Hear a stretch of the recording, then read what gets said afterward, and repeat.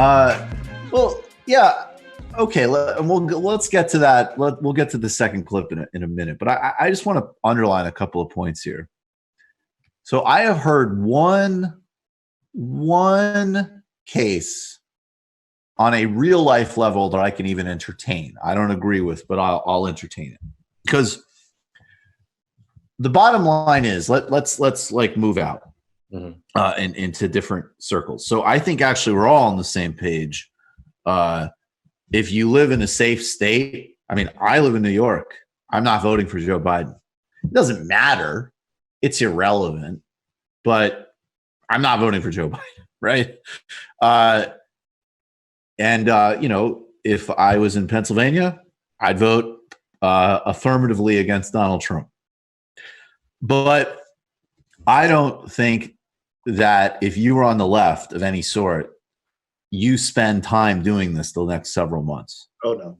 I think that we're all in agreement on that. Now, let's move out the next kind of parameters here. So then but the question kind of becomes, okay, if we all agree on the basic thing, then it sort of becomes a couple of things we need to tease apart.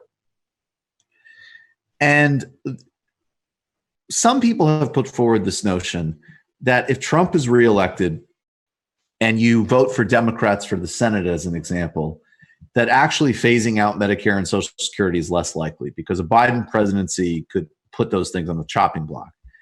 And I think that is the only valid policy argument I've heard. Like, I think that is in the realm of reality. Now, there's two other things but at the same time, the countervailing force is when George W. Bush tried to attack Social Security in 2005, Democrats, including Max Baucus, who are literally like, Max Baucus is a K Street lobbying building organized to kill it because of the politics of being in opposition to the Republican president. So that argument goes both ways. Then you have people who want to take, and I understand this impulse intellectually.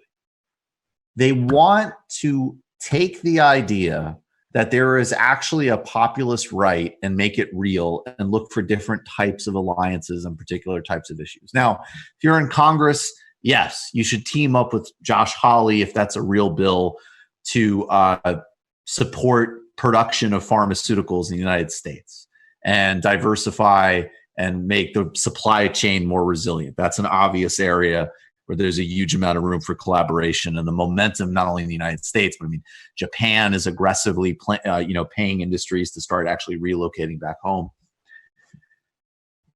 I would not agree with it, but I guess my point is that if there was, as some people say, this case that like, hey, look, Donald Trump has a disgusting set of policies in certain areas. They're not as different from Democrats as you would like.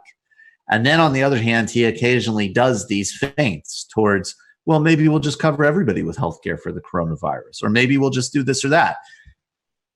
99% of those times, he has not done it. And the coalition around him is not set to do it. Yeah. So despite the populist rhetoric, the bottom line is they muscle through this bailout that is even less accountable than the 2008 one and has a Goldman Sachs scumbag trust fund baby who should have been criminally prosecuted by Kamala Harris sitting on the thing with Donald Trump with zero accountability. And then number three, the critique of how we do politics. What are different areas? How do we define red lines or not red lines? And I have made the case, and I will continue to make the case, that it needs to be mass politics. It needs to be infinitely more socially tolerant and nuanced and, frankly, relaxed about various types of social questions. You cannot mandate culture on people. You need to reject that politics completely. It's a loser. It's a failure. It's not going to get us anywhere but into worse and worse situations. That is a completely different thing than saying, I recognize 2 million people who are implicated by DACA. And I am going to think of their interests in this struggle. And I'm very well aware, and the last thing I'll say, I'm extremely well aware that there's plenty of of liberals and Democratic functionaries who don't give a fuck about kids in cages, as they have frankly turned that into some almost like a repulsive slogan. They don't care about the substance of it. They just want to do moral blackmail on social media. They don't give a shit about immigration. They don't have any strategy for the courts. Even frankly, let's be honest. I mean, if Ruth Bader Ginsburg was thinking about the future of the court, she would have retired under Obama. It's a cabal of ineffectual narcissists and corporatists, and they are the political enemy. Absolutely. And but we have to disaggregate between the critique of how they are making those arguments and the literal reality of a DACA recipient. Anyways, go ahead. Totally, yeah. Absolutely. And, there's actually a really interesting parallel between the way that, some, I think, very earnest leftists are talking about this. The sort of thing you see on Twitter a lot, where instead of like approaching it as a tactical and strategic question, it's like an inventory of your soul. Right. And the way that, frankly, all these people we're talking about, right, who use kids in cages as a mantra and all that, are sort of primarily interacting with people who disagree with them about this by like yelling at them that they're bad people, right? The joke I made the other day on Twitter about how Mehdi Hassan is going to double the third-party vote, by going around screaming at people that they're privileged, for disagreeing with him, and I think that it really does underline what something Griscom said, which was about how the people who are the most obsessed with this issue are not our friends, and I think that this we could put the two together, because if your actual agenda is to like you have this tactical advice that we both endorsed earlier, right? That like, yeah, if you're living in Pennsylvania, this is what you should do, but like if your actual agenda is to get like Bernie people and left-wing people to take that advice, the worst possible way to do it would be to go around screaming at them that they're privileged because it's even a question for them, or that they. And by the way, that's also total bullshit, because I have encountered, and this is the other thing about the democratic liberal mindset that is just poisonous, is because they cannot think outside of themselves. Yes, there's a handful of people who are totally materially fine. They don't have any stakes and whatever, and they can kind of pretend they're cool by being revolutionary. Yeah, I get that. I critique that too. I think it's silly. It's real. I am encountering so many more people who are absolutely materially devastated and are tired of being morally blackmailed by people who harm them actively in politics. Mm-hmm. Yeah. And that is a completely different thing. Yeah, absolutely. And I'm not going to spend the next several months talking about somebody who can't afford their cancer treatments, about their obligation to think about the circuit court.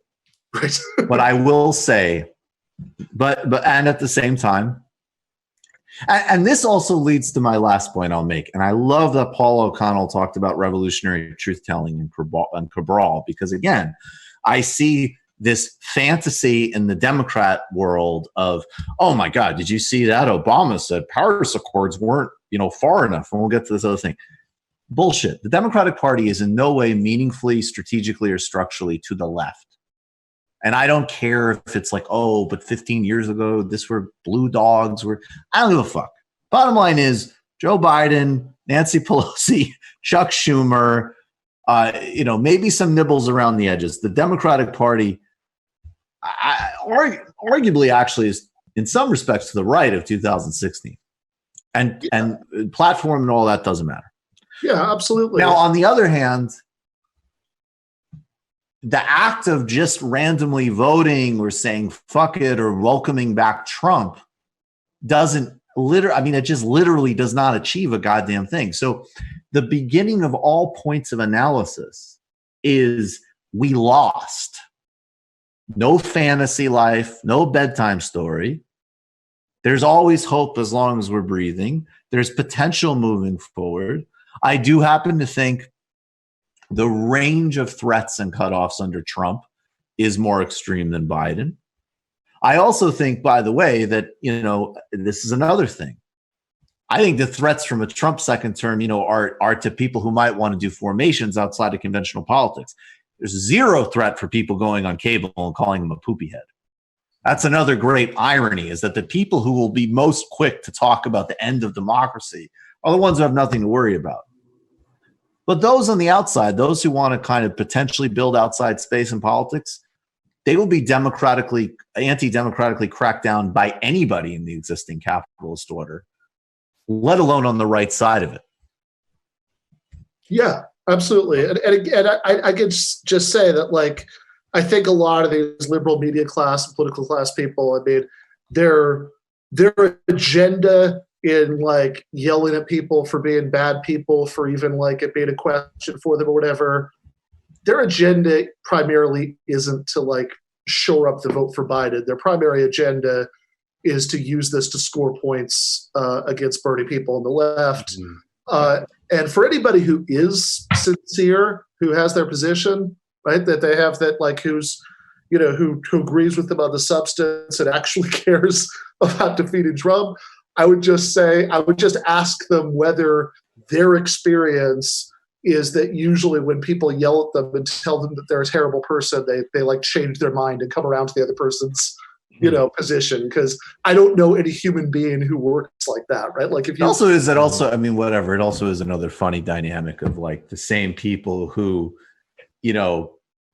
Elizabeth Warren is completely justified in being like have a career defined by just, like, pure narcissistic temper tantrums as a United States senator wielding actual power is completely justifiable, totally fine. We should, but I point this out, and I love that's another thing I like from Paul O'Connell. That isn't just hypocrisy. That is a function of how these things work. You got to start looking at that. That's, again, why you can't play these games that they play, because they're not structured to benefit our side. David, do you have something else to add? Because I want to get to this task force thing. We can do the task force thing. Okay. So we've put that out of the way. There's no convincing reason to not want to remove Trump from office. I think the one area about the grand bargain I think is legitimate, although there's a countervailing argument to that. In any scenario, it's a loss and it's a disaster, and there needs to be the primary focus needs to be in what the actual strategy to power is. And a bedtime story about revolution or a bedtime story about how the Democratic Party has been changed, all of these things need to be rejected because they're not real and they're not going to get us into the thought process about where we need to go. So let's really hone in, though, on the part about, you don't have to buy and parrot this bullshit in order to want Donald Trump to be defeated. Let's play this. Do we have it? No, If not, go ahead. Yeah, I mean, we can get in a second, but, like, in the meantime, I did want to say that, like, I do think on a certain level, it's not our job, or our path to victory is not going to be to save this Democratic establishment from continuing to make the same mistakes that they've constantly made. And, in my life, it sort of seems to be like has been the trend, at least in my adult life, when it comes to politics, is that the centrist establishment part of the Democratic Party does everything that they can do to shut out the left, and then sort of demands that they come in and save the day. And all that we've seen is this massive right-wing shift. So the point here is not that we need to fixate so much on what people are going to do in the polling place on that election day, right? And I think this is the real strategic error that we're going to see, is people are already, like, tying themselves into pretzels, coming up with all of these different scenarios. What's better, Biden or Trump? I think it's very clear that Donald Trump is a very horrifying right-wing dystopian future. And at the same time, Biden is a very horrible future. We don't have a good option. And I think trying to fixate so much on it starts to get us into a place where we're not actually starting to think about the kind of strategy of what we need to be doing going forward, to get into the situation where we're not constantly debating amongst one another, like, okay, are you guys all going to come up and show up for the, the kind of less bad option in politics? I think that's true, but I think that the problem is, like, so even with this, I mean, let's also be really real about this. Like, the harassment and focus on Bernie people right now and the quote unquote left. Like, look, AOC said in an interview with the New York Times that Biden has not even reached out to her yet. And it's a combination that, yes, I think there's some fear around the campaign. They want the younger people to show up to vote. That's true. It's also mainly just a blunt instrument to try to kill the brand of people who like Bernie. Yeah. And so, but here's the dialectic, right? Is like that feeds into your argument. These people are our enemies. There is no pathway. Like, there is no, like, be extremely vigilant and skeptical of people who tell you, like, oh my God, this is so cool. Like, this person got on a Biden task force, like, whatever. It doesn't matter. Maybe in the margins, there's nothing structurally that matters with all that. But at the same time, we lost and are weak, and I think that they are not even like that concerned about it, honestly. That is why so much of the fixation is actually on I'm saying we shouldn't do these social media games. What? We shouldn't do that work for them and eat ourselves up about this decision. Well, we need to do the work. Yeah, but we need to, I mean, I agree, but we need to ruthlessly interrogate and clean up shop and really do a lot better, or else we will keep playing out the same scenario. Now, the thing is, I am 99% with you. I think you actually just put it really well. It does not follow from that registering opposition to Trump doesn't still make sense. And I think, again, that's part of because I see this countervailing tendency. There's a healthy tendency because people are sick of it. Every year, every cycle, it's the same thing. Well, there's a Democrat who's absolutely horrible, has lowered your living standards, is bombing people across the planet. But oh my God, this other Republican is the worst, and blah, blah, blah, blah, blah. You got to vote for them, and that's it. Shut up. And, as Adolph Reed wrote in 2016, he said something, his essay at the time was, vote for the lying, warmongering criminal. It's important this time. And that was his case for voting against Trump in 2016. And now it's like, and as I said earlier, like, if you could actually make a case to me that there was some interesting political reshuffles that were happening under Trump that were real, that were material, I would still vote against Trump. But I would say, okay, we can actually have a different argument, right?